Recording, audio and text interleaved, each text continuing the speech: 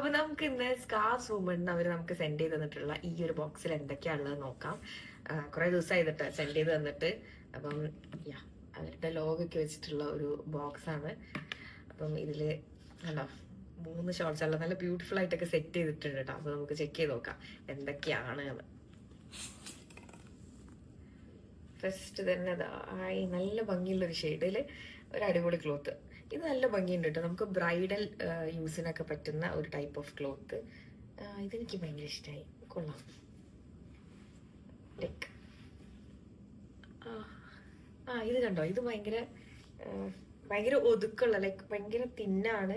എന്നാൽ നമുക്ക് ഇത് ഇട്ടാല് കംഫർട്ടബിൾ ആയിട്ട് തലയിൽ നിൽക്കുന്നൊക്കെ ഉണ്ട്. നല്ല ഭംഗിയുണ്ട്. ഇത് ഭയങ്കര ഒരു ഷിമ്മറി ക്ലോത്തുമാണ്.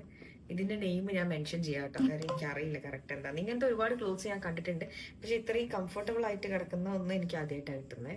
ചിലപ്പോൾ നിങ്ങളിൽ പലരും കണ്ടാവാം, പക്ഷെ എനിക്കിത് ഭയങ്കര കംഫർട്ടബിൾ ആയി തോന്നി. ലൈക്ക് നിങ്ങൾ ഈ ഒരു അപ്കമിങ് ബ്രൈഡ് ആണെങ്കിലും നിങ്ങൾക്ക് ഇത് സ്കാർഫ് ചെയ്യാനൊക്കെ യൂസ് ചെയ്യാൻ പറ്റും. നല്ല ഒതുങ്ങി വൃത്തിക്ക് നിൽക്കുകയും ചെയ്യും. നിങ്ങൾക്ക് കോണൊക്കെ കിട്ടാനും വലിയ ബുദ്ധിമുട്ടില്ലാത്തൊരു നല്ലൊരു ക്ലോത്ത് ആണ്. അപ്പം ഇതിന്റെ ഡിഫറെന്റ് ഷെയ്ഡ്സ് അവരുടെ പേജിൽ അവൈലബിൾ ആണ്.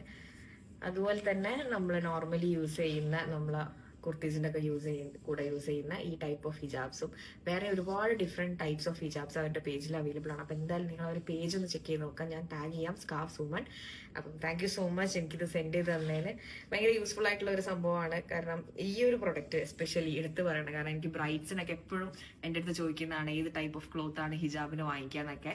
അപ്പം ചിലർക്ക് ഷിമ്മറി ആയിട്ടുള്ള ഇഷ്ടമാണ്, ചിലർക്ക് ഷിമ്മർ ഇല്ലാത്ത ഇഷ്ടമാണ്. അങ്ങനത്തെ ആൾക്കാർ ഇങ്ങനത്തെ ക്ലോത്ത് എടുക്കാറുണ്ട്.